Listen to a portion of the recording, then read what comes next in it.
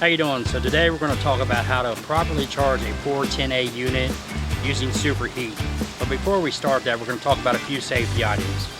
You're going to need a set of leather gloves and a set of safety goggles to accomplish what you need to get done today.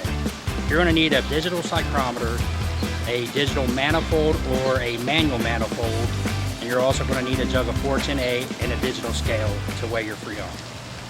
So after safety, we want to go into the apartment, and first thing we want to do is check and make sure we check the air handler. Make sure we have good airflow. Always check and make sure the filter is clean and it does not need to be replaced. The blower motor is working properly, and the thermostat is actually calling for AC or cool. Also, you would like to check and make sure the breaker is on and it's not tripped or turned off. From there, we will go outside and show you how to charge the unit. Okay, to start off, what we're going to do is we're going to connect our gauges. You're going to have a red hose, a blue hose, and a yellow hose. The red hose is going to go to your high pressure side, which is your small line. Your blue hose is going to go to your suction side, which is your larger line. And your yellow hose is going to connect to your Freon jug for actually charging the unit. Once we get everything connected, we can see our pressures and see where we're at, whether we're low on charge or whether we're overcharged. This unit is actually showing that it's low on charge, and we're actually going to need to add refrigerant to this unit. We're going to need to get our digital wet bulb temperature and our dry bulb temperature, so that way we can calculate our superheat. So now that we've hooked our gauges up, we're going to need to calculate our actual superheat and our target superheat. In order to calculate the actual superheat, we are going to need to get our saturation temperature and then subtract our suction side line temperature in order to get the actual superheat.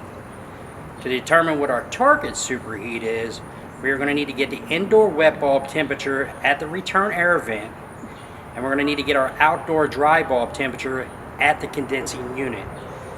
To get the target superheat, you're going to need to use the superheat chart or the hvacr app.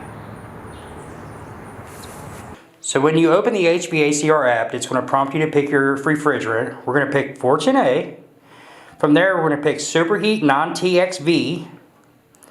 From there, you're going to need to enter your pressures. So we're just going to do a calculation of 104, click set. It's going to ask you for your vapor line temperature. We're going to hit 56 degrees, we'll hit set. Then it's going to ask you for your indoor wet bulb and your outdoor dry bulb. So indoor wet bulb, we're going to click it at 64. Outdoor dry bulb, we're going to say it's 75. From there, you're going to hit calculate.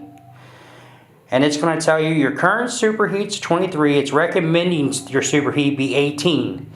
On this app, if you're within 5 degrees on your superheat, it's going to tell you have a correct charge.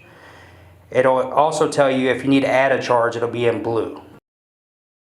After you're done charging the unit, you're going to want to weigh your Freon and log it. You're going to need your scales, your jug of Freon, and you're going to need your log sheet. You're going to want to record the apartment address, the beginning weight, the ending weight, and then you're going to want to record what the problem was, the reason you had to put Freon in. Whether it be a replacement of a coil, a compressor, a new unit, or a Schrader valve leak.